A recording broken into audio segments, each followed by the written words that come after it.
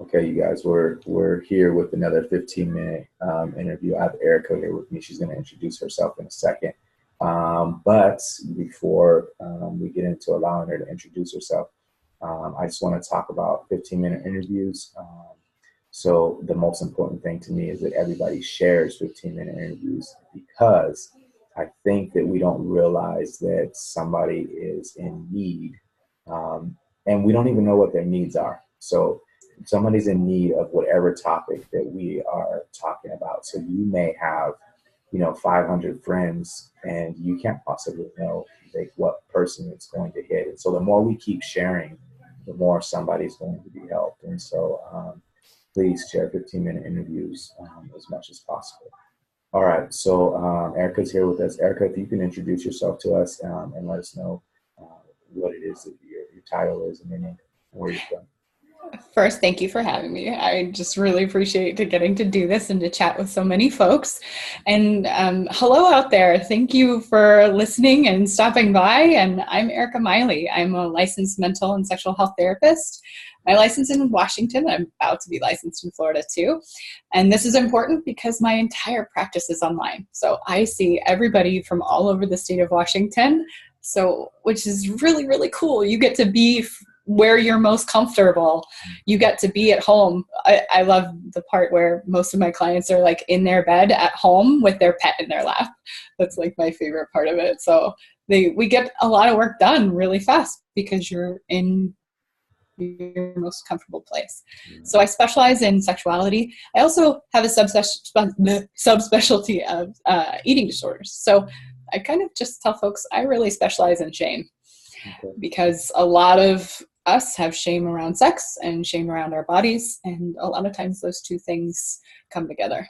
Okay. All right, cool deal. So what is it that you do on a daily basis if somebody was to kind of follow you around at your home in your private practice? What is it that you do? So I see people individually on their computer, so their video. I see them face to face, which is pretty great. And then in between time, I'm doing laundry and cooking and doing the things of, I'm also a mom and a wife, so I do a lot of those things as well.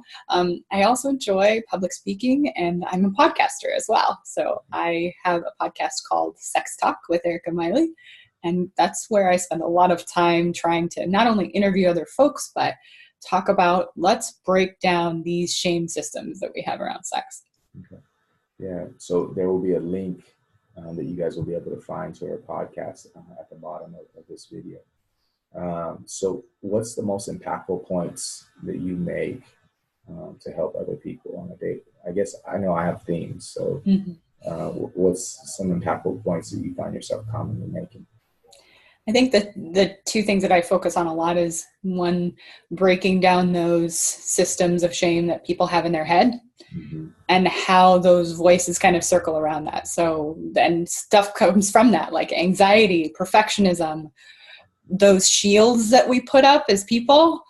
And I know you know what I'm talking about. I know the clients that you see. I know, you know what I mean? Like that's, everybody out there's got some voice in their head that's telling them that they're not good enough, or I'm broken, I'm bad, I'm wrong. And on a day-to-day basis, those are the things that I'm tackling with my clients.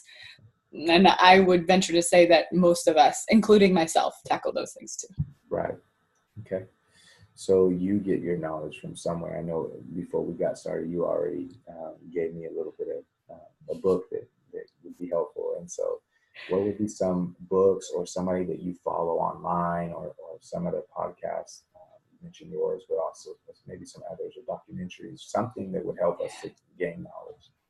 Yeah. So I'm a giant nerd, so I collect people, things, and books and podcasts all the time. But the biggest things the two biggest resources lately that I love, one is Dr. Emily Nagoski's book, Come As You Are. It's an excellent kind of summarization of sexual research, and it's reachable. It's not full of jargon. It's not full of things that are unreadable. It's wonderful. The second one I've been reading just recently is Dr. Justin Lee Miller's book, Tell Me What You Want.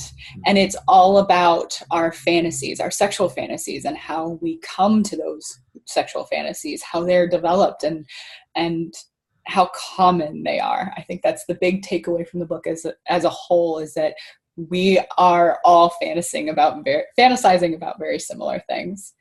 As far as podcasts, I really, funny enough, there's a really funny one that I really like. It's called Talking About Sex with My Mom, and it's a comedian, or it's like Sex Talk with My Mom. That's what it is. And it's a comedian and his mother, and they talk about the sex lives, but they also talk about like breaking down barriers to having those conversations with the people that you love. Yeah. And so I really, really like their podcast. Okay. What's Talking About Sex with My Mom, you said?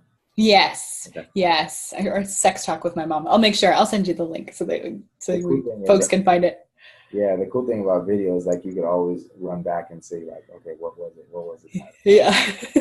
All right. So what about a story? So I guess I'll give you the choice, or maybe you could do both. So you could either tell us a story or give us some kind of challenge or homework.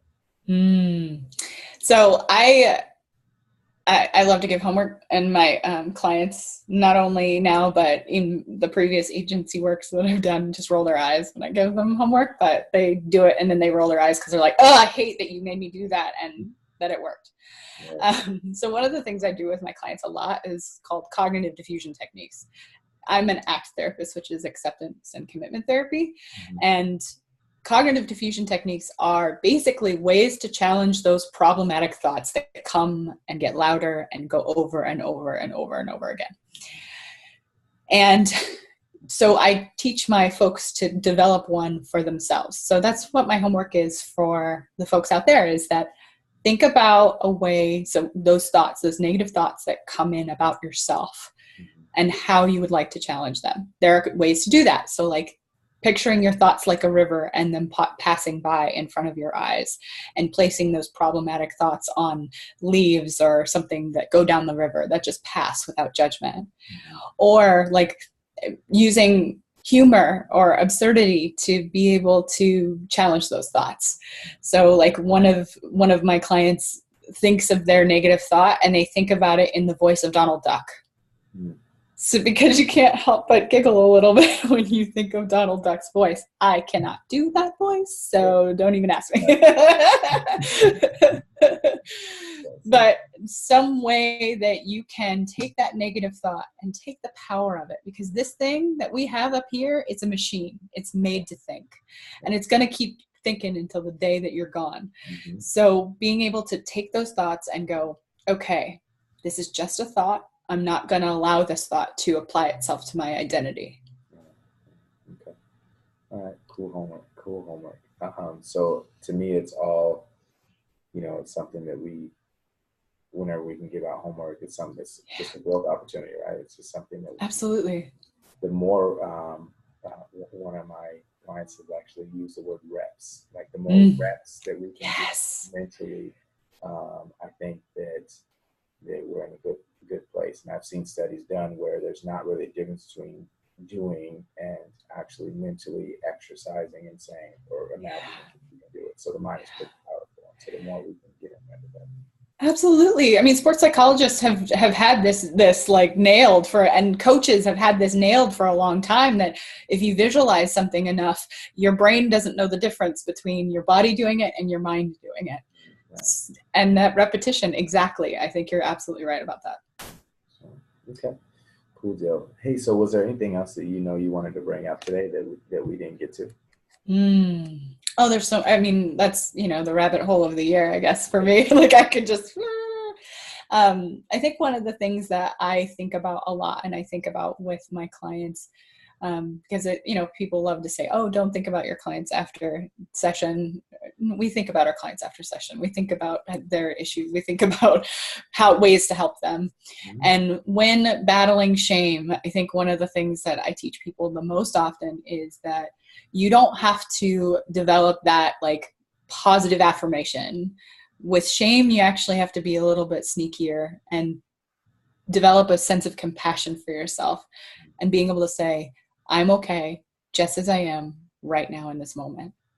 And if you have to do those reps and keep saying that to yourself, until those negative thoughts start to really, really quiet down. They may never go away, but to get them to quiet down, doing those reps.